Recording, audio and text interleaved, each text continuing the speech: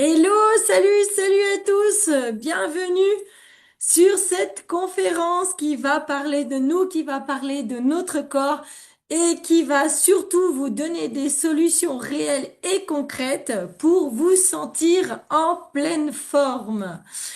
Pour ceux qui ne me connaissent pas, je m'appelle Marie-Jo Charmetan, je suis éthiopathe, ostéopathe. La santé métabolique, le fonctionnement de nos cellules et donc de nos organes et de nos systèmes est une passion chez moi. Et j'ai à cœur vraiment de partager des outils, des petits tips ce genre de visioconférence pour trouver le meilleur pour aider notre corps, nous-mêmes, nos enfants et toute notre famille, bien entendu. Donc le sujet du moment, c'est l'insulinorésistance, cette fameuse, on en entend beaucoup parler. On entend beaucoup parler aussi au sujet du scandale sanitaire, par exemple aux États-Unis, où pour lutter contre cette insulinorésistance, ils s'injectent en permanence de l'Ozempic, qui normalement est un médicament réservé aux diabétiques. Alors certes, ils ont des résultats, mais apparemment les résultats permettent toutes ces folies parce qu'on peut pas s'injecter des produits médicamenteux, évidemment, si on n'en a pas réellement besoin, comme ça. Donc le but du jeu, c'est vraiment de comprendre de quoi l'on parle, évidemment, quand on parle d'insulino-résistance, mais surtout, effectivement, de comprendre que ça va impacter toute la santé métabolique de notre corps. Et donc ce soir, on fera le lien plus précisément au niveau hormonal et comment est-ce que de façon naturelle et vraiment très efficace, on peut intervenir sur cette fameuse insulino-résistance. Allez, je vais vous partager mon écran, ça sera plus facile pour vous de suivre. Donc, l'insulino-résistance. Et ce soir, nous faisons le lien justement avec l'explication de qu'est-ce que c'est ce trop-plein d'insuline et comment faire en sorte de limiter son impact. Tuc, tuc, tuc. Alors, c'est tout le but de ce petit sujet. Alors, c'est vraiment de simplifier l'information pour que nous puissions comprendre sans employer de grands mots qui nous perdent au niveau de la physiologie ou de la biologie. Là, ça va être juste de comprendre. Donc, qu'est-ce que c'est que l'insuline? À quoi ça sert? Comment est-ce qu'on développe une insulino-résistance? Et comment est-ce qu'on peut reconnaître si on a des signes de cette fameuse insulino-résistance et évidemment comment cela va impacter tout le cycle hormonal derrière. Donc on commence par quelle est cette fameuse hormone que l'on appelle l'insuline. Donc, qu'est-ce qu'elle fait dans notre corps? Alors, c'est bien plus qu'une hormone. On l'appelle la mère des hormones. C'est elle qui va absolument donner le tempo quasiment hormonal entier dans notre corps. Donc, c'est le vrai chef d'orchestre. Deux fonctions pour cette hormone. Premièrement, elle va nous aider à stocker tout ce qui va être utilisé pour créer de l'énergie dans le corps. Donc, qu'est-ce que c'est? Nos cellules, elles fonctionnent avec du sucre, donc le glucose, et aussi l'énergie va pouvoir être dégagée grâce aux acides gras. Donc, première fonction de l'insuline, d'aller stocker le glucose et les acides gras. Deuxième fonction de l'insuline dans notre corps, bien évidemment, c'est notre fameuse régulation glycémique. Donc, glycée et glucose, c'est le sucre, émis, c'est le sang, c'est le taux du sucre dans le sang.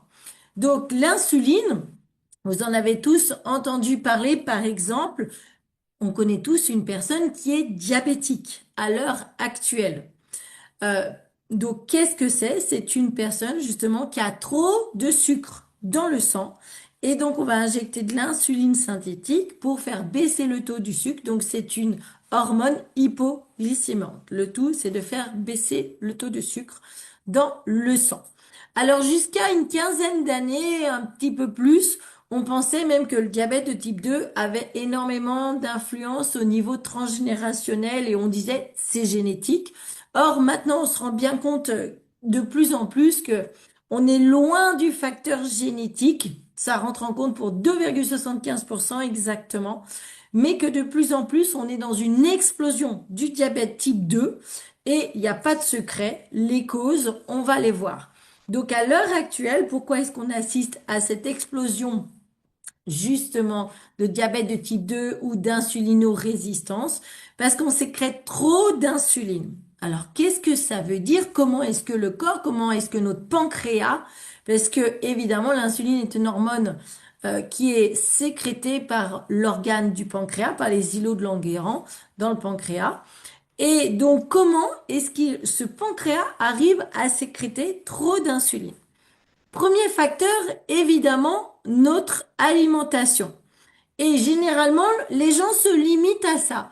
Donc, c'est-à-dire qu'ils vont me dire, ah non, mais moi, je mange pas de sucre, je fais déjà très attention au sucre, donc c'est impossible que j'ai ce trouble métabolique en moi. Vous allez voir, c'est bien plus complexe que ça. Donc, évidemment, notre alimentation a été modifiée. Donc, qu'est-ce que ça veut dire? Ça veut dire que, par exemple, le blé, pour cultiver plus rapidement du blé, pour qu'il soit plus petit, pour bien passer dans la moissonneuse-batteuse, parce qu'avant il était trop grand et quand il y avait des coups de vent, il se couchait. Du coup, la moissonneuse-batteuse moissonnait mal, ça baissait la production, etc. Donc, toutes nos cultures ont été modifiées génétiquement. Donc, le blé, on l'a rabaissé, donc il a atteint le nanisme. Et pour qu'il soit plus costaud, etc., on a augmenté l'amidon. Donc tout ça va faire en sorte que nos céréales, à l'heure actuelle, sont beaucoup plus glycémiques en soi qu'il y a 50 ans. Ça, c'est une réalité physique. Vous pouvez vous dire, oui, mais moi, je mange intégral ou autre. De toute façon, les céréales, depuis 60 ans, ont été modifiées et donc l'indice glycémique a été augmenté. Donc vous regardez hein, sur un paquet de pâtes, l'indice glycémique, je crois qu'il est de 70 grammes pour cent, c'est juste énormissime. Le riz un petit peu moins, c'est pour ça qu'on dit aux diabétiques par exemple de manger du riz basmati, un petit peu moins glycémique, mais ça reste très glycémique. En fait, voilà, toute notre culture, face à l'augmentation de production qu'il a fallu faire face, toute notre culture, tous nos céréales, à l'heure actuelle, sont de toute manière modifiées. Alors, je parle même pas des céréales transformées, par exemple, que par, euh, par catastrophe sanitaire absolue, on peut donner aux enfants à l'heure actuelle au petit déjeuner. Donc, par exemple, ces céréales pleines de sucre qui ont été chauffées à haute température, soufflées, sucrées. Alors là, l'indice glycémique est juste monstrueux. Donc voilà, donc plus on va aller sur des aliments industrialisés, plus le glucose, le taux de sucre va monter, évidemment. Le pain, par exemple, souvent les personnes oublient le pain, la farine blanche, c'est raffiné, donc ça va faire monter le taux de sucre aussi. Ça, c'est la partie alimentation que tout le monde comprend à peu près. Mais aussi, qu'est-ce qui va faire augmenter notre sécrétion d'insuline? Le stress, par exemple. Et oui, et aujourd'hui, qui est-ce qui n'est pas stressé? Donc, ça va être un effet délétère de ce stress aussi, d'augmenter la production d'insuline. À cause du cortisol, on va le voir un peu plus loin. Évidemment, on mange de moins en moins de légumes. Moi, personnellement, je connais des enfants qui ne mangent que des pâtes. Et alors, je m'insurge, je dis, mais enfin, votre enfant ne peut pas manger que des pâtes. Et la maman, par exemple, me répond, ah oui, mais vous savez, il a son petit caractère et de toute façon, il aime rien d'autre. Non, mais c'est pas possible. Le corps humain, les intestins, ils ont besoin d'un bol alimentaire avec des fibres, des végétaux, pour aller puiser les vitamines, les minéraux. Dans les pâtes et le riz, il n'y a pas de vitamines et de minéraux, d'accord, à l'heure actuelle. Et donc, vraiment, c'est prendre conscience qu'il faut augmenter largement la part de légumes. Un enfant à 2 ans, il n'a pas le droit de choisir sa nourriture. C'est nous, les adultes, c'est à nous de nourrir correctement son corps. Quand il est adulte, il fera ce qu'il veut. Mais pour l'instant, tant que c'est vous qui faites à manger, s'il vous plaît, donnez-lui cette habitude de manger des légumes parce que ça va être de plus en plus compliqué ensuite pour lui. Et parce que, évidemment, on est tous pressés. Donc, de prendre des légumes, de les couper, de les faire cuire à la vapeur pour essayer de préserver un maximum. Tout ça prend beaucoup de temps dans notre société qui nous demande toujours d'aller plus vite. Donc forcément, par manque de temps aussi, on va cuisiner de moins en moins de légumes. Un des facteurs aussi qui est méconnu à l'heure actuelle et qui va avoir un impact sur notre production d'insuline, c'est le manque de sommeil. Et oui, si tu dors un peu moins de 8 heures par nuit, c'est normalement, physiologiquement parlant, le nombre d'heures qu'il nous faut. Donc à l'heure actuelle, nous sommes tous en dessous. Et si ton sommeil est perturbé, qu'il y a du bruit, tu habites dans une grande ville et qu'il y a toujours du bruit autour de toi ou autre, sache que le manque de sommeil va agir sur ton métabolisme de base et donc provoquer aussi un changement au niveau de la sensibilité à l'insuline. Et du coup, ça va encore produire encore plus d'insuline. Voilà, vous voyez, c'est vraiment tous ces facteurs-là qui vont avoir une action sur comment notre pancréas va aller sécréter de l'insuline. Il n'y a pas juste le facteur alimentaire. Donc au final, qu'est-ce que c'est que ce terme d'insulinorésistance? Qu'est-ce que ça veut dire?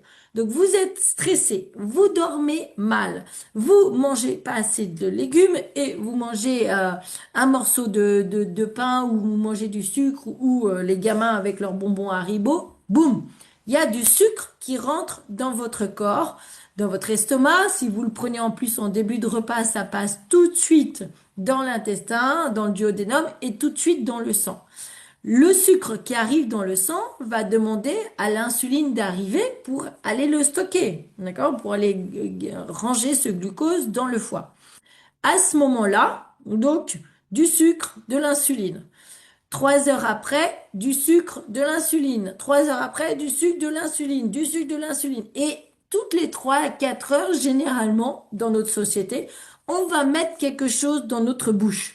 Je ne vous parle pas des pâtisseries, hein. Je vous parle, par exemple, du petit déjeuner, du goûter et du souper. Et entre-temps, s'il y a un petit grignotage qui va réenclencher un processus de sécrétion d'insuline.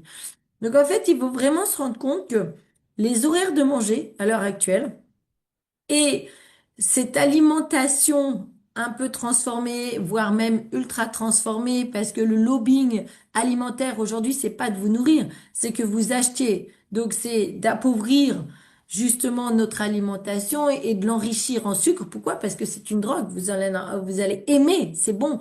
Votre cerveau ensuite va vous en réclamer. Donc toute cette malbouffe et toute cette surdosage de nourriture va créer trop d'insuline.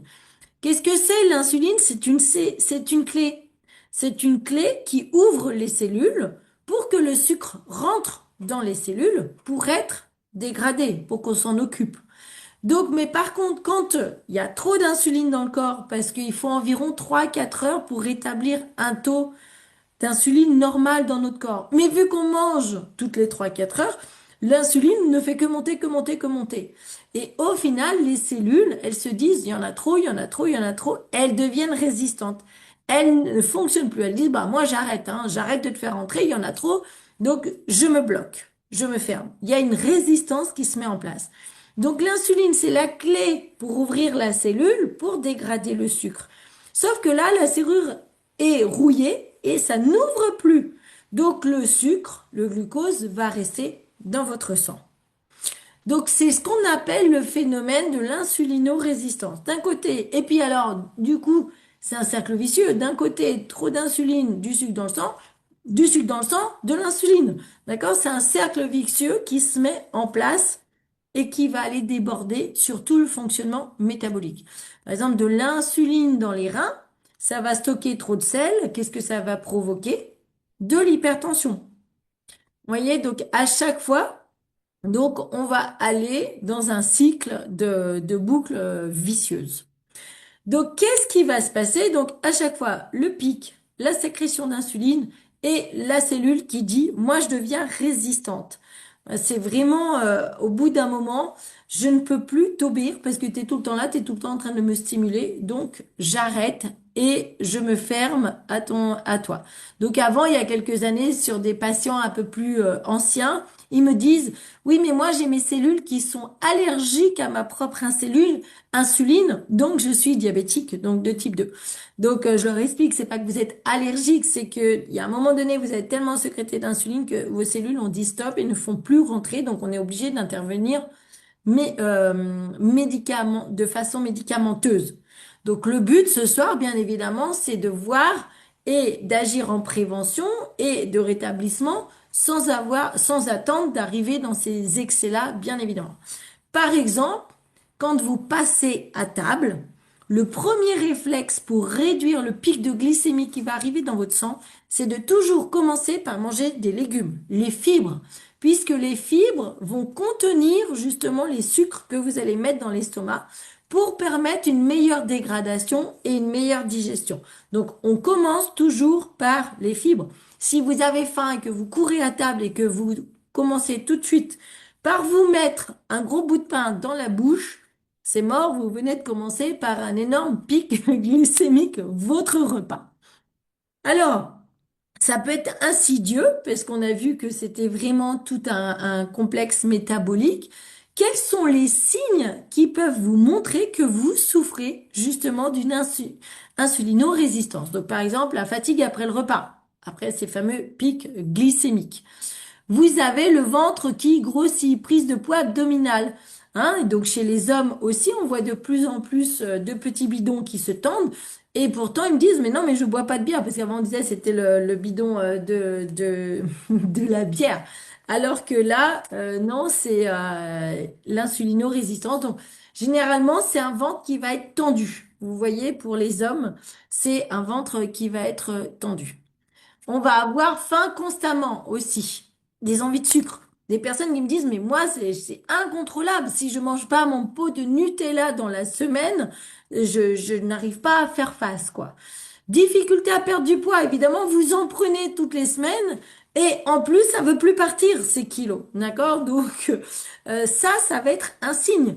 Quand vous régulez votre alimentation, quand vous faites du sport, que vous limitez les sucres et que votre poids ne descend pas, c'était le sujet du dernier jeudi, c'est de l'insulino-résistance. On va retrouver des troubles de la peau, de l'acné, des petites... alors, il y a un nom scientifique pour ces petites tétines. C'est pas des grains de beauté, c'est vraiment des bouts de peau qui poussent, qui sont un symptôme physique de tout ça. La fatigue mentale, le brouillard mental, et évidemment, beaucoup chez les femmes aussi, donc un trouble hormonal qu'on va pouvoir repérer avec des difficultés au niveau ovarien, au niveau de conception de bébés avec des syndromes des ovaires polykystiques. Donc, l'insuline est une hormone. À partir du moment où elle va être trop présente dans le corps, elle va aller perturber tout le cycle des rétrocontrôles hormonaux, pardon, qu'on va avoir dans notre corps. Donc, ça va impacter le fonctionnement de notre thyroïde, des ovaires avec la progestérone et des oestrogènes, et évidemment le cortisol aussi, le stress, comme on l'a vu tout à l'heure. Donc, par exemple, au niveau du cortisol, qu'est-ce qui va se passer? Donc, vous êtes stressé. Donc, du coup, vous allez produire du cortisol. Vos surrénales, elles vont produire du cortisol.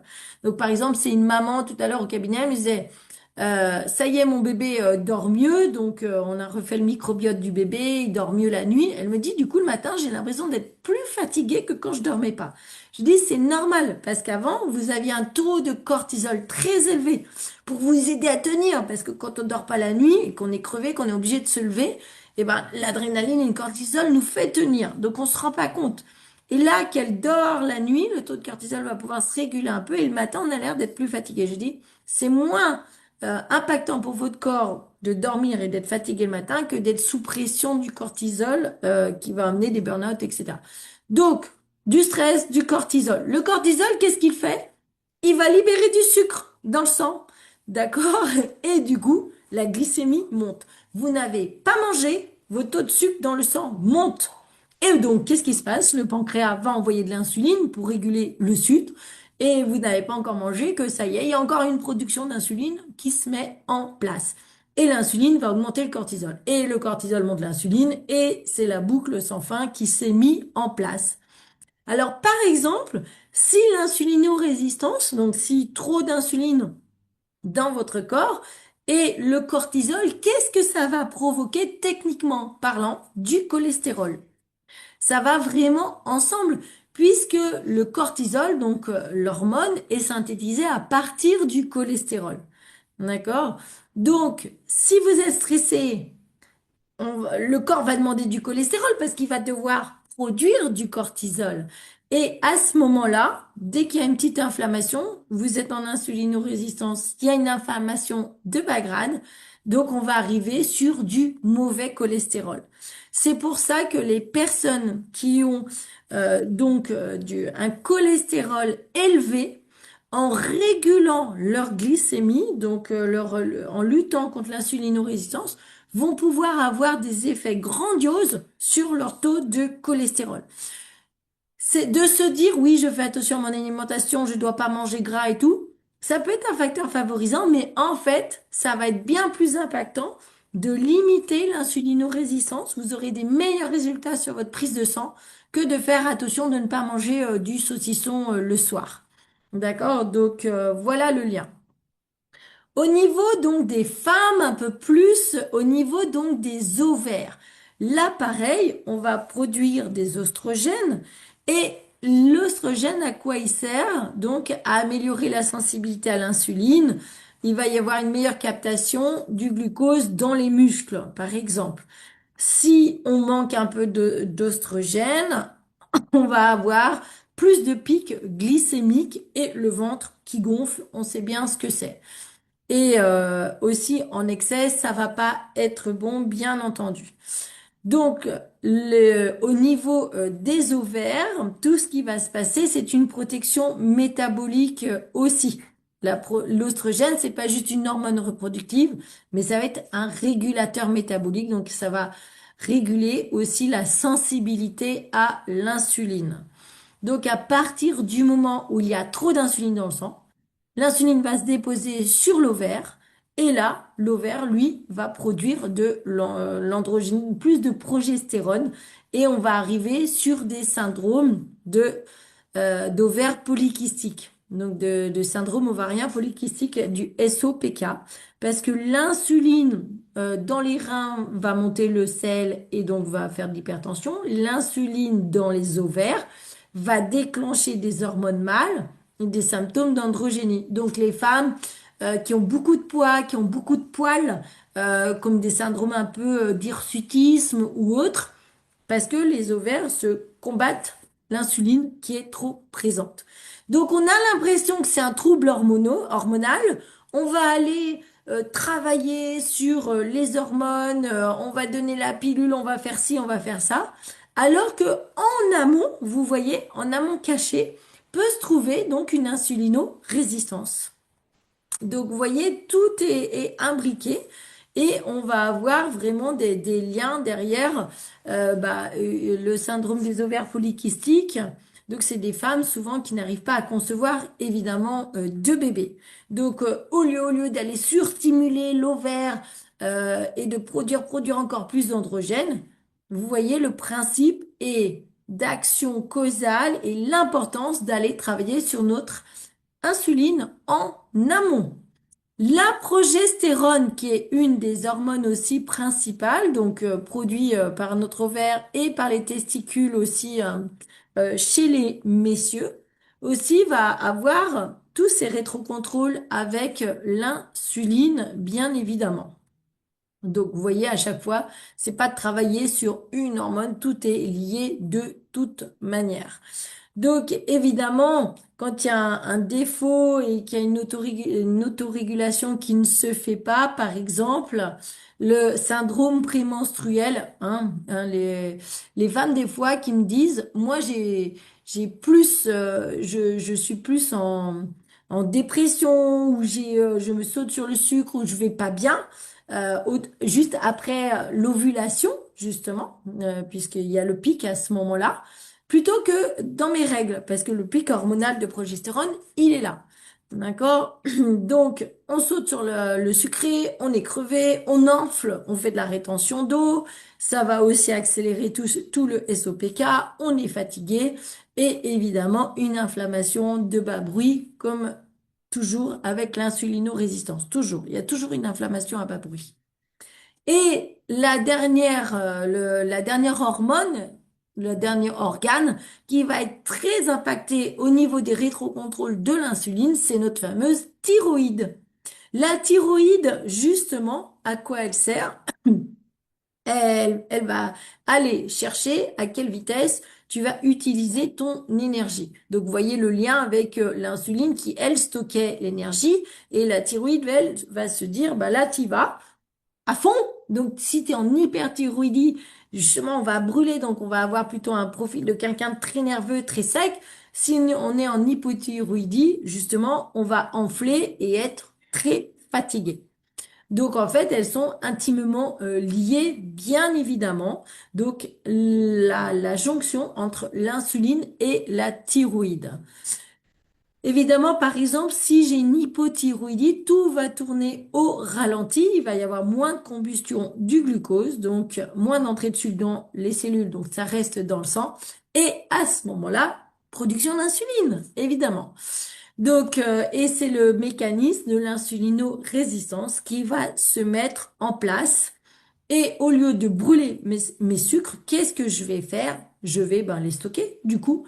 Et mon petit ventre, qui a plus de cellules adipeuses que le reste du corps, va gonfler, gonfler. Je vais prendre du ventre. Voilà, techniquement, c'est la première partie qui va grossir. Et évidemment, avec la thyroïde, on a la T4 qui est synthétisée là-haut et c'est le foie qui va la convertir en T3. Et donc, on va faire des analyses de sang et on va dire, oh non, votre taux est vraiment pas bon. Mais en fait, on ne va pas aller voir si le foie, lui, travaille. C'est peut-être pas qu'il y a justement une faiblesse au niveau de la thyroïde dans la fabrication de la T4, ça va être plutôt une faiblesse au niveau du foie pour transformer la T4 en T3. Donc, vous voyez tout ce métabolisme-là, en travaillant sur notre résistance à l'insuline, on va pouvoir aussi avoir d'énormes effets sur ce qu'on appellerait une hypothyroïdie, qui en réalité n'est pas une hypothyroïdie organique, mais qui est une conséquence métabolique. Vous voyez? Donc, c'est vraiment intéressant d'avoir toutes ces approches-là pour pouvoir travailler au mieux toutes ces approches. Voilà, donc évidemment, toutes nos hormones sont interconnectées. C'est difficile de travailler que sur une puisqu'elles sont toutes en rétrocontrôle, hein, comme on vient de le voir, que ce soit le cortisol, le stress, donc qui va augmenter mon cholestérol, ma thyroïde, et etc. Donc, comme on vient le voir. Donc, ce qu'il faut retenir, c'est que votre insuline, c'est vraiment le chef d'orchestre hormonal dans votre corps. C'est la mère des hormones. Donc, au fur et à mesure des années, à l'heure actuelle, ça s'accélère puisque les enfants, vous regardez, alors l'autre jour, j'étais à Intermarché, j'ai regardé les compositions des céréales qu'on met dans le biberon pour les bébés. Je crois qu'on était à 80 grammes sur 100. L'index glycémique explosait. Donc, on est déjà en train d'induire ce processus-là sur les bébés. Donc, c'est pour ça que de plus en plus, les enfants enflent. On fait face aussi, comme aux États-Unis, à de l'obésité infantile et de plus en plus de diabète, bien évidemment aussi. Évidemment que tout ça va s'installer au fur et à mesure, et au fur et à mesure, les symptômes vont s'accentuer, s'accentuer, jusqu'à ce qu'on déclare le prédiabète et le diabète de type 2. Donc, sachez reconnaître les symptômes qui, vous allez me dire, sont un peu généraux et applicables sur tout le monde à l'heure actuelle. Oui, tout à fait, puisque nous en souffrons tous quasiment. Et c'est des symptômes aussi qu'on peut largement recouper avec ce qu'on appelle la fibromyalgie. Donc voilà, c'est des symptômes généraux que la population souffre parce qu'on est tous atteints, parce que même si on fait très très attention à notre alimentation, on est stressé, on manque de sommeil, etc. Donc, comment faire pour inverser cette tendance et justement rétablir un bon fonctionnement pour rétablir et faire en sorte que la clé de l'insuline puisse ouvrir les cellules et que les cellules puissent faire rentrer le sucre et le dégrader. Premièrement, évidemment, ça va être notre alimentation, plus de fibres. Donc, comme je vous disais tout à l'heure, de manger les légumes en premier au début du repas, qui vont tenir le glucose et permettre une digestion plus lente et une meilleure dégradation. Pas de pic glycémique et pas de production surintensive d'insuline. Donc, plus de fibres, éviter au maximum les aliments transformés, bien entendu. Deuxièmement, je sais que j'ai pas la diapo, donc je vous le dis là, ça va être le sport. Pourquoi? Quel est le plus grand consommateur du sucre dans votre corps? Ce sont les muscles. Donc plus vous bougez, plus vous marchez, plus vous faites du sport, et donc plus le sucre va être utilisé pour vous produire de l'énergie. Donc ce qui évitera bien d'avoir un pic d'insuline derrière. Donc le sport, l'alimentation et le sport, bien entendu.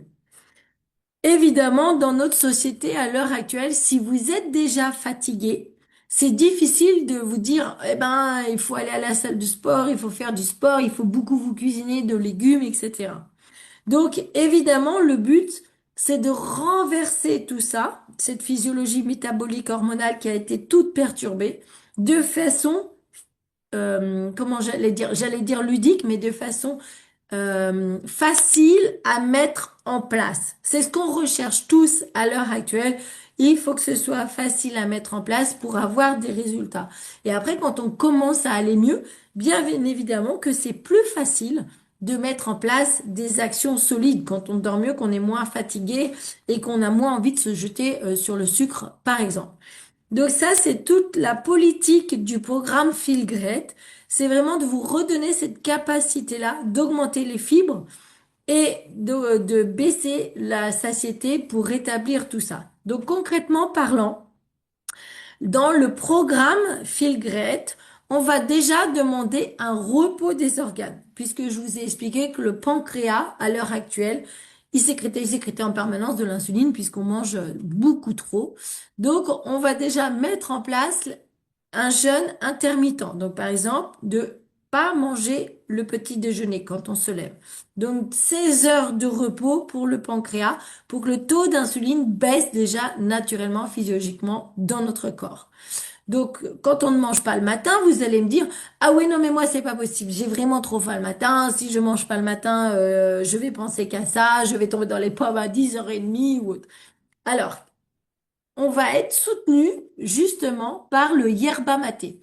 Alors, le yerba maté, c'est une plante qui pousse en Amérique du Sud et qui a donc cette capacité de nous procurer une sensation de satiété naturelle, une énergie et surtout, le yerba maté est un précurseur du GLP-1 pour faire baisser votre insuline. Donc, ça va optimiser l'effet du jeûne tout en baissant justement l'envie de manger. Alors là, je vous assure que moi, j'ai fait moult fois l'expérience que le jeûne intermittent sans ma tisane d'herbe maté que je sirote tout le matin, pour moi, c'est difficile à tenir. Alors que une fois que je mets mon stick dans ma bouteille, c'est marqué Unimaté, c'est le nom du yerba maté, je remplis d'eau. Moi, je mets de l'eau chaude, j'aime bien, parce que moi, j'ai pris le goût gingembre citron. Et je sirote ça tout le matin. Et tout le matin, vous aidez l'insuline à descendre, du coup, moins d'appels sucrés, moins envie de manger. Et ça remplit au niveau de la sensation de satiété. Hyper simple à faire. Vous sirotez le matin. Et ensuite, qu'est-ce que je vous ai dit qui était le plus efficace pour protéger le pic d'insuline? C'était de manger les légumes en début de repas. Alors, si vous n'avez pas le temps, comme on a vu dans notre société qui va vite, c'est justement le but de prendre des fibres qui sont déjà en stick avant de manger. Donc là, tout simplement, avant de manger, vous prenez votre balance, qui sont des fibres alimentaires, végétales, vous checkez et là, vous buvez tout de suite. Alors, vous buvez tout de suite parce que ce sont des fibres qui épaississent Le but, c'est quoi? Le but, c'est, comme je vous ai expliqué, c'est de tapisser le fond de votre estomac pour faire en sorte que le bol alimentaire, ce que vous allez manger ensuite, puisse être retenu, les sucres surtout, et puisse être dégradé correctement et passer moins vite dans le sang. Donc, puisqu'on n'a pas tous l'habitude de commencer par une énorme assiette de brocoli, le repas, donc c'est très facile et ça optimise dans notre façon de vivre à l'heure actuelle de juste prendre les fibres en début de repas. Donc, la tisane d'herba maté que je sirote tout le matin, qui va être un précurseur de GLP-1 pour faire baisser mon taux d'insuline. Et ensuite, je prends mes fibres au début du repas. Il n'y a pas plus simple. Vous pouvez pas me dire, ah non, c'est trop compliqué, j'ai pas compris. On prend les fibres, ça tapisse le fond de l'estomac. Du coup, bah, on a moins faim, hein, parce que ça fait déjà un beau tapis dans l'estomac, donc ça augmente la rapidité de la sensation de satiété. Et on mange tout de suite derrière. Si vous prenez votre balance, donc vous tapissez l'estomac et que vous mangez 20 minutes après, ça n'a aucun intérêt. Je le prends, je mange tout de suite. D'accord? Puisqu'il faut aller attraper tous ces sucres. Et tout ça combiné entre le jeûne intermittent, le yerba maté le matin et juste de prendre mes fibres avant de manger, je vais avoir des résultats incroyables sur l'insulinorésistance. Et je dis vraiment incroyable parce que on rentre, on était une quinzaine de personnes où on est allé à une convention sur la santé métabolique, donc organisée par cette compagnie, où on a pu parler et vraiment avec des personnes qui, par exemple, j'ai croisé un monsieur, en 14 mois, il a perdu 70 kilos. Parce que vous savez, aux Amériques, bah, l'obésité, c'est plus de partout, hein. La malbouffe, c'est absolument de partout. Vous pouvez aller au fin fond des Antilles, au fin fond de l'Afrique, il y a Coca-Cola. Donc le pic glycémique, il est absolument sur le monde entier. C'est un problème de tout le monde qui touche tout le monde à l'heure actuelle. Et donc de réguler ça tout simplement. On a vu des changements au niveau corporel, au niveau hormonaux, enfin, tout. Vous avez vu que c'est tout imbriqué. Donc, de prendre le yerba maté le matin, le balance avant chaque repas. Pour un mois, vous êtes à 5 euros par jour. Là, je vous montre juste une photo d'une personne que je connais personnellement, justement, pour pas vous parler de ceux que j'ai croisés ou autres. Je pourrais vous montrer beaucoup de photos de ceux qui font le protocole depuis longtemps. Mais disons que nous, en France, on a commencé à justement à travailler ce sujet-là de façon naturelle pour essayer de contrer tous ceux qui se piquent à l'Ozempic et qui vous font croire, oui, c'est génial, ils ont des résultats, mais ce qu'ils vous disent pas, c'est que dans 10 ans, ces gens, ils sont morts. Tu peux pas t'injecter de tels produits sans avoir de conséquences graves sur ta santé. Alors que là, on va avoir des résultats physiologiques et naturels qui vont au contraire rallonger ta vie au lieu de l'écourter. Donc cette personne-là, ça fait même pas un mois qu'elle est sous protocole que je suis. Donc vous voyez, la première photo, c'est le 29 octobre. Et là, la deuxième photo, c'était hier. D'accord? Donc, en moins d'un mois, elle a perdu 5 kilos, sans changer d'alimentation, sans rien. Donc, parce que, donc, elle était essoufflée, cette personne, donc elle avait du mal à marcher. Donc, maintenant, avec 5 kilos de moins, bah, vous voyez, c'est le cercle vertueux qui se met en place. Elle va pouvoir aller marcher, etc. Donc, vous voyez, tous les tissus adipeux, on voit bien sous le bras à gauche et le sein qui tombe avec le ventre bien bombant. Vous voyez que c'est complètement différent à droite sous le bras. On voit tout de suite que la graisse est éliminée. Donc là, je vous montre juste une photo de ventre au bout de un mois. Imaginez dans 3 mois, on va suivre. Et forcément, imaginez le cœur, les organes qui sont libérés de cette graisse, bien entendu. Donc, vous voyez, ça va au-delà. Je voulais vraiment intervenir sur ce sujet parce que souvent, les personnes pensent, quand on parle d'insulinorésistance, ils pensent juste digestif et ils pensent juste sucre. Ah non, moi je mange pas de sucre. Ah non, j'ai pas de problème digestif. Donc j'espère que j'ai pu vous montrer justement qu'on allait bien au-delà du souci digestif et de l'impact tout hormonal. Donc ce soir, le thème, c'était au niveau du lien avec les hormones et donc au niveau de la santé métabolique générale qui nous fatigue, qui nous tire vers le bras, qui nous aspire à droite et à gauche. Voilà, donc j'en ai fini justement pour ces petites explications qui, j'espère, vous ont plu, en vous proposant donc une méthode vraiment sans produit. Je rajoute des fibres avant le repas et je prends du yerba maté qui va me stimuler physiologiquement parlant et avec des résultats vraiment incroyables. Donc évidemment, si ça fait 30 ans qu'on est en dérégulation, généralement les gens me disent en combien de temps je vais voir les résultats? Ben, j'ai envie de dire aussi longtemps que tu as été dérégulé en fait, d'accord? Parce que on ne devient pas diabétique ou insulino-résistant du jour au lendemain. On n'a pas pris du poids du jour au lendemain. Ça s'accumule mois après mois. Mais par contre, au fur et à mesure, donc justement, je voyais au bout de même pas un mois, cette personne qui a perdu 5 kilos, et c'est pas le seul, c'est là pour l'instant, c'est le seul que j'ai récupéré les photos pour vous montrer. Mais voilà, c'est vraiment pour vous montrer que les résultats sont là et qu'évidemment, chez les femmes, ça va être un petit peu plus long à mettre en place parce qu'on a beaucoup plus d'hormones que ces messieurs. Donc, il faut ralentir, il faut stopper la progression, ralentir et redescendre derrière. Mais absolument, tout le monde, justement, ça fonctionne sur tout le monde, de rajouter des fibres dans ses repas. Ça convient absolument à tout le monde, bien entendu. Donc, si vous avez des questions, si vous voulez intervenir, merci. Si vous avez trouvé ça intéressant, ça me fait vraiment plaisir de partager tout ça avec vous. Si vous voulez justement, alors pour le protocole, etc., je vous laisse revenir vers la personne qui vous a invité ce soir. Elle sera même de bien vous expliquer. On a même une application de suivi, vous savez, pour le jeune qui nous dit où est-ce qu'on en est dans le brûlage du sucre, dans le brûlage des graisses et à quelle heure vous pouvez remanger, etc. Donc c'est très ludique et c'est instructif. C'est ça qui est important. Donc, si vous avez besoin, si vous avez commencé, que vous voulez nous faire un petit retour sur ce que vous ressentez, si vous avez des questions ou autres, n'hésitez pas à ouvrir votre micro. Normalement, c'est bon, j'ai réouvert les micros et on peut passer un petit temps d'échange ou si ça a été complet. Donc, moi, mon but, en attendant si quelqu'un ouvre les micros, mon but, c'est vraiment à chaque fois, de vous présenter l'insulinorésistance avec justement ce que ça peut induire dans le corps. C'est de vous éduquer sur le sujet. Donc, on a fait l'insulinorésistance et la prise de poids, bien entendu. Donc, ce soir, c'était avec les hormones.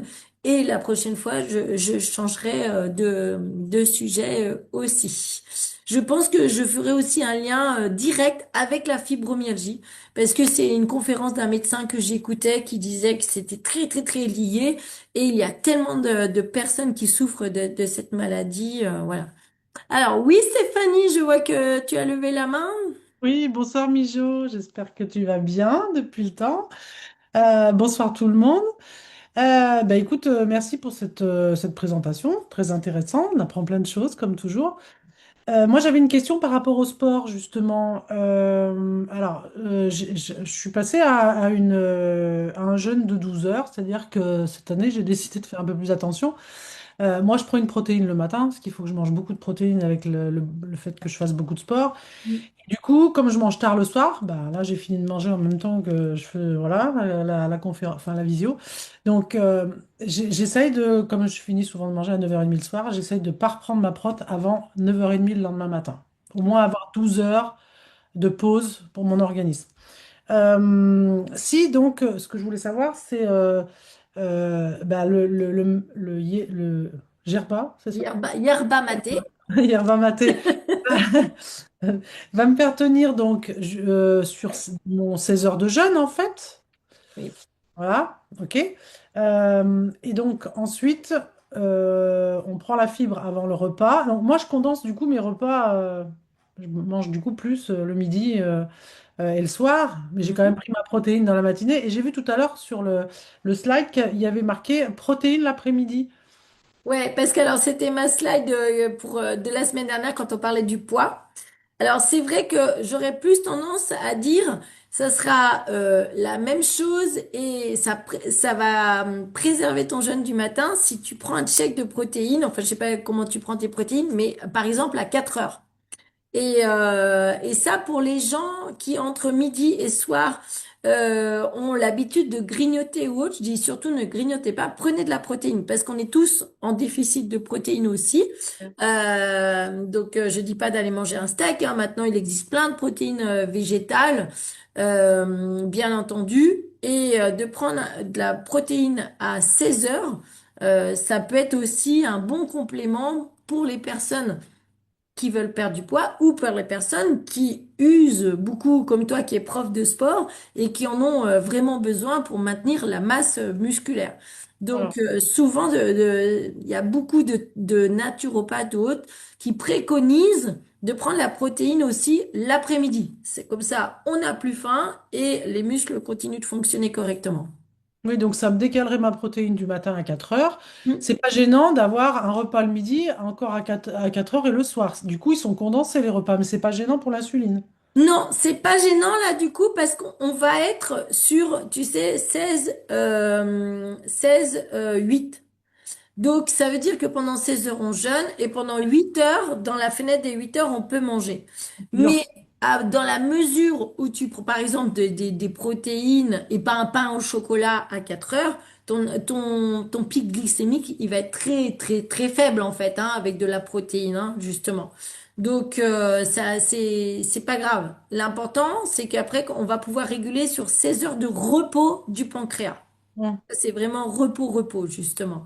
Et ensuite, c'est de prendre tes fibres avant le midi et avant le soir et ton yerba maté, ça va permettre justement au précurseur. Donc le yerba maté le matin, c'est vraiment le GLP-1. C'est vraiment un précurseur pour casser l'insulinorésistance et réouvrir tes cellules, justement. Donc c'est pour ça que le sucre va pouvoir rentrer dans les cellules et qu'on a moins, hein, on est moins en recherche de nourriture parce que du coup, on n'a pas, la source d'énergie rentre. Donc voilà, donc là, oui, la protéine, tu peux la mettre à 4 heures et vraiment, tu auras optimisé tous tes besoins au niveau physiologique et du sport et optimisé le repos du pancréas et la baisse d'insuline dans ton corps. Ouais, parce que 16 heures de jeûne, quand on fait du sport, c'est... Ouais, c'est chaud. C'est chaud. Ouais. Alors après, justement, bah, tu vois, faut pas être extrémiste. Moi, je suis extrémiste dans rien du tout. Tout est adaptable, bien évidemment, parce que toi, tu consommes beaucoup d'énergie, hein, entre justement tes muscles consomment beaucoup de sucre et de Ah gras oui. aussi ensuite. Alors, disons que l'avantage de faire du jeûne, c'est que du coup, là, le corps va passer à aller chercher de l'énergie dans les corps gras plutôt que dans le sucre, puisqu'il aura, il aura fini de manger les sucres. Donc, Ouais, mais donc bon, ça va toi, plutôt sécher. Ouais. ouais, t'es déjà toute fine. Mais voilà, c'est vraiment Après, moi, je suis pas extrémiste du tout. Si tu vois que le matin, pendant ton cours, ça va pas, bah, tu prends ton shaker de protéines, hein. Il faut adapter à chacun, évidemment, quoi. Oui, bien sûr. Ouais. Le prof de sport, il bouge plus que nous. Ouais, c'est sûr. Après, c'est surtout hormonal. Bah, oui, voilà, la période de la ménopause, le ventre qui gonfle. Mhm. Et il n'y a pas grande solution, parce que moi, des légumes, j'en mange, j'en cuisine, j'essaie d'avoir une alimentation saine. Voilà, mais là tu Et pas verras, teste, tu vas voir que voilà, là les gens se disent oh mais non mais moi j'ai déjà une cuisine saine etc. Mais les symptômes sont là. Bah oui, complètement. Donc vu que les symptômes sont là, ça montre que ça ne suffit pas. Ah Et bah là, oui, moi, je fais du sport, je fais attention à ce que je mange. Alors, je mm, dis pas je mange du sucre, parce que je pense que mon corps m'en demande, parce que mm, genre, je dépense beaucoup de calories. mm. Après, je fais pas des abus de sucre, mais j'en ai quand même besoin. Et je trouve que depuis que je suis en ménopause, c'est de pire en pire. Donc voilà. Et pourtant, voilà, j'ai beau faire du sport, j'ai des abdos, mais j'ai du ventre quand même. Voilà. Eh oui, parce que le ventre, on a vu, c'est l'insuline qui va stocker les Ouais. corps gras dans notre petit bidon et que du coup, il va y avoir un vrai rétrocontrôle hormonal qui est en train de changer avec la ménopause, en train de s'endormir. Il va y avoir toute cette régulation qui va se faire derrière et le ventre va dégonfler. Tu nous Donc, tiendras au courant. c'est en lien avec le ballonnement ou c'est fort? Parce que, Oui, alors le ballonnement, oui, ça va être en lien, mais aussi souvent ça fermente quand on manque de flore intestinale. Donc ah, c'est pour ça que j'aime bien le premier mois ou le deuxième mois qu'on régule tout ça, de prendre des probiotiques par exemple. Parce que s'il y a trop de fermentation, ça, bah alors oui, il peut y avoir trop de sucre qui fermente, mais aussi un manque de flore intestinale, de microbiote. Oui, parce que moi, j'ai pas que la ménopause qui m'a fait prendre du ventre. J'ai quand même, je suis quelqu'un qui a toujours eu un petit peu, qui a toujours été un petit peu ballonné. Mm. Donc voilà, je pense qu'il y a peut-être un Parce autre. que souvent aussi, c'est ça, les gens me disent, ah mais si, moi je refais ma flore intestinale 2 fois par an, mais si tu manges pas assez de fibres, la flore Ouais. intestinale se nourrit de fibres en fait. Donc les prébiotiques qui nourrissent la flore, c'est ça, c'est les fibres. Donc moi, c'est par exemple le premier mois, j'ai pris les fibres, donc les prébiotiques, et tout de suite après, j'ai pris mon stick de probiotiques. Et voilà, comme ça, ma cure a été faite de comme ça. Je sais que mon microbiote peut venir manger mes prébiotiques. D'accord. C'est tout un ensemble, voilà. Et oui, Céline, elle reparle du cortisol. C'est exactement ce que j'ai expliqué pendant la conférence. Le cortisol qui va libérer donc du sucre, qui va faire monter l'insuline, etc. Et là, on est à fond dans la boucle, quoi. Exactement. Et on est tous stressés. Tu vois, Stéphanie, c'est ce que je disais tout à l'heure. Les gens me disent tous, ah mais non, mais moi je mange bien, je fais du sport. On est tous stressés Ah ben et oui. on manque tous un peu de sommeil. Donc tout ça va provoquer l'insulinorésistance, quoi. C'est un tout. Mm. Non, c'est clair. Ok. Bon, bah, tu nous feras le test de pas prendre de protéines le matin, voir si ça tient. On prend les protéines à 4 heures ou tu adapteras, tu nous raconteras.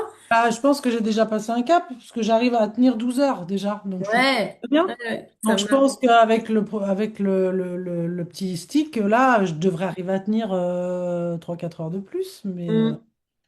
Ah bah, pour moi, ça fait une nette différence. C'est clair que ça m'aide vraiment à tenir sans penser à la bouffe, quoi. ouais, après, ça me décale beaucoup, moi, sur ma journée. C'est ça qui est un petit peu. Voilà.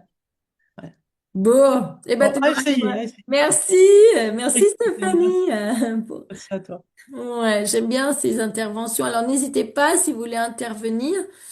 Y a-t-il des contre-indications, Céline, elle demande? Alors, aucune, parce que du coup, on va voir que des effets bénéfiques, parce que ça, c'est comme si vous me disiez, il y a des contre-indications à manger des légumes. Non, on a besoin de fibres, ce sont que des fibres. Et là, c'est du yerba maté, donc c'est une tisane, quoi. En fait, c'est une plante qui va stimuler la digestion et qui est précurseur du GLP-1. Donc là, on peut choisir le goût, ou c'est citron gingembre, ou c'est citron. Donc, donc voilà. Donc non, on n'est pas du tout sur des produits. Il n'y a pas de surstimulation du corps. Il peut pas y avoir d'allergie. Alors, sauf si vous me dites je suis allergique au yerba maté, mais bon, voilà, je n'en connais pas du tout. Voilà. Donc là, on est sur une herbe et sur des fibres de légumes. Donc il peut pas y avoir de contre-indication. Alors évidemment, au début, c'est un petit peu plus dur pour les personnes qui sont diabétiques, qui ont du cholestérol, quoi, de jeûner. Mais l'application, justement, qui nous suit, vous dit aussi au début, vous pouvez commencer sur 12 heures. Et puis au fur et à mesure, vous augmentez vos objectifs jusqu'à atteindre les 16 heures. Alors, Sophie qui nous dit la différence, on n'a pas faim. Ouais, vraiment, on n'a pas faim. Ça procure une sensation de satiété, du coup. Du coup, ça coupe vraiment ça. Alors, dans le chat, il y avait des questions ou autres. Tac, tac, tac. Je vais voir ça. Est-ce que je peux intervenir? Ah oui, super. Bon, moi je suis nouvelle, hein, je suis Marie-Noël. Je viens juste de recevoir le paquet, donc j'ai pas encore commencé. Moi j'aimerais savoir si en prenant l'Ultimate et puis l'autre produit, est-ce qu'on peut manger, ou il faut faire attention à ce qu'on mange quand même, hein, Alors, mangez comme vous en avez l'habitude, Marie-Noël. d'accord? Parce que c'est vraiment le but. Alors, si vous me dites, je mange une boîte de Haribo par jour, je vais vous dire, ah, on va quand même essayer de descendre les sucres, Marie-Noël, Non, hein. non, mais est-ce qu'il faut faire attention justement à diminuer le sucre, etc. Et j'ai une autre question. On demande de boire quand même suffisamment de l'eau. Mais est-ce qu'on peut prendre des tisanes, du thé ou pas? Ou est-ce qu'il faut uniquement se limiter à l'eau? Alors, c'est vrai que généralement, on dit que l'eau pure ne se remplace pas, c'est toujours mieux. Mais j'avoue que moi, vu que je bois plusieurs unimatés par jour, j'ai pas envie après de reboire de l'eau parce que là, on passe notre vie aux toilettes après. Donc, du coup, oui, c'est toujours dans l'idée de se dire, vu que ça va nettoyer, on va aider les toxines à sortir. Donc, si vous ne buvez pas, si vous dites, ah bah tiens, j'ai pas bu d'eau, allez marcher, c'est pareil, ça va faire sortir les toxines, faire transpirer. Mais le but, vraiment, au démarrage, c'est de pas changer vos habitudes. Vous mangez comme vous avez l'habitude de manger, et vous allez voir qu'au fur et à mesure, vu que vous aurez moins besoin de sucre, vu qu'il va être dégradé correctement dans votre corps, vous allez être moins appelé vers la confiture, vers les bonbons, vers le chocolat, enfin, je sais pas, ou autre. Donc, du coup, ça va s'autoréguler de soi-même parce que vous allez vous dire, ah bah, finalement, j'en ai pas envie. Donc, c'est pas un effort qu'il faut faire au départ. D'accord. Ok. Voilà. Je vais tester puis voir parce que j'ai des poids, j'ai pris du poids en l'espace d'un an, j'ai dû prendre 4 kilos alors que j'avais rien changé à ma nourriture, etc. Donc Hmm. toutes vos explications formidables me permettent de comprendre un petit peu le mécanisme justement Hmm. de ce qui se passe dans le corps, quoi. Ah bah merci Marie-Noël, je suis contente que ça vous ait éclairé, c'est vraiment le but. Et vous allez voir, alors évidemment, vous n'allez pas tout perdre en un mois, mais c'est que déjà vous allez arrêter de monter et que ça va continuer à descendre. Juste, j'avais une dernière question. Depuis quelques mois, j'ai de grosses douleurs articulaires. Est-ce que ça peut aussi agir sur ce plan-là? Bien sûr, parce qu'en fait, de la même façon que l'insuline dans le rein retient le sel, ça fait de l'hypertension, sur l'ovaire, ça fait du SOPK. Maintenant, on commence à dire que l'insuline dans les articulations fait des douleurs arthrosiques. Donc, ça va être lié à la prise de poids et à vos douleurs. Je pense que c'est intimement lié, quoi. D'accord. Ben, écoutez, merci beaucoup en tout cas. Mm. Eh ben, bonne expérience, Marie-Noël. Vous viendrez nous raconter. D'accord, ok, merci. Au revoir. Merci, bonne soirée.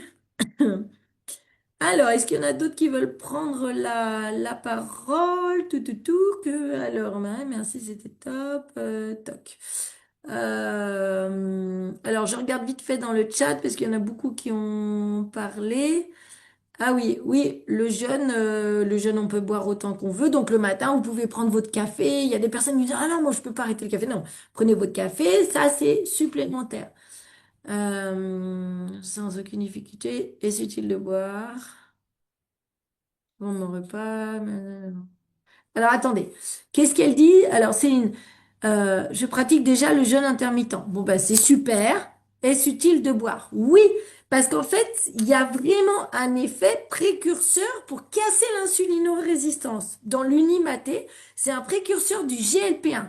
Donc c'est pas juste pour tenir le jeûne, c'est vraiment un effet complémentaire qui va accélérer le processus de réouvrir vos cellules avec le GLP-1. Donc oui, vraiment. C'est pas juste pour le jeûne, hein, ça a vraiment une action anti-insulinorésistance, d'accord?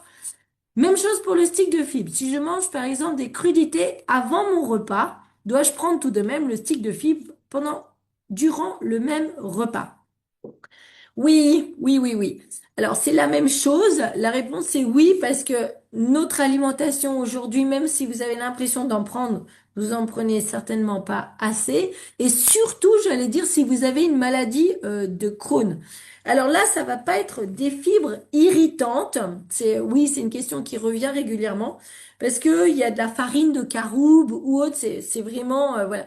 Ce qui va irriter dans une maladie de Crohn, on dit attention aux fibres, c'est parce que ça reste des morceaux qui vont pouvoir venir rayer déjà une tunique intestinale inflammatoire et donc créer des douleurs. Alors que là, il n'y a pas du tout de morceaux. Vous allez voir, ça fait un liquide gluant. D'accord? Donc oui, pas de problème pour la maladie de Crohn. Et au contraire, ça va permettre justement de baisser cette inflammation qui crée cette douleur.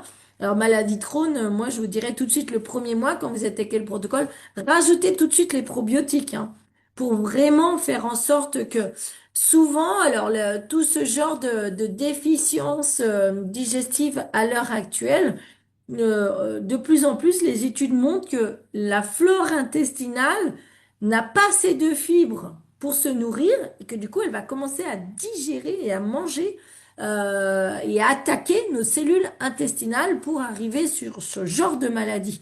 Donc, de refaire la flore intestinale et d'augmenter les prébiotiques pour bien la nourrir, hein, au lieu qu'ils vous autodigèrent, ça a tout son sens, bien évidemment, quoi. Voilà. Voilà, oui, c'est gélatineux. Ouais, donc ça va pas du tout irriter un intestin inflammé. Alors évidemment, quand il y a déjà un trouble digestif métabolique de ce genre, par exemple, au début, je pourrais peut-être vous conseiller de prendre que la moitié du sachet, comme ça voyez juste le temps que vous puissiez voir. Voilà. Est-ce que ça peut aider sur les bouffées de chaleur? Oui, alors Annie, c'est vraiment, vous voyez le thème quand on a parlé des œstrogènes, progestérone et tous ces rétrocontrôles avec l'insuline, à partir du moment où une ménopause a des signes cliniques négatifs, c'est pas normal. Normalement, vu que c'est physiologique, il devrait y avoir aucun effet secondaire à la ménopause. S'il y en a, c'est que les rétrocontrôles hormonaux ne sont pas bons et on a vu que la progestérone, l'œstrogène étaient complètement liés au rétrocontrôle de l'insuline. Donc ça va englober tout ça, bien entendu.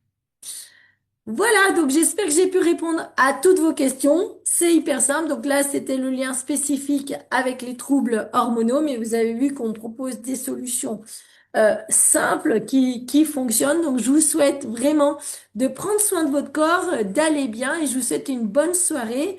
Et à jeudi prochain, alors j'ai pas le thème en tête, mais je vous le donnerai très rapidement, certainement peut-être le lien avec la fibromyalgie. Et ensuite, vraiment demain soir, par exemple, à 21h, pour ceux qui veulent expliquer, comprendre, parler sur l'insulinorésistance, je fais un atelier spécifique de comprendre les mots-clés, comment en parler, etc. Monsieur Ménard qui dit pour la sérotonine. Alors, complètement lié aussi parce qu'on sait que 90% de la sérotonine va être sécrétée dans le digestif. Donc, plus ça fonctionne là-bas dedans et plus il va y avoir un rétrocontrôle comme on le sait, hein. Quand le digestif va bien, le moral va bien. Pourquoi? Bah parce que la sérotonine se passe au niveau digestif aussi. Voilà, bah je vous souhaite une bonne soirée. Merci à tous. Et Je- donc, oui, encore une question? Non, c'était génial. Très Ah bien. bah merci Marie. Merci beaucoup. Bonne soirée à tout le monde. À Au la revoir. semaine prochaine. Ciao, ciao.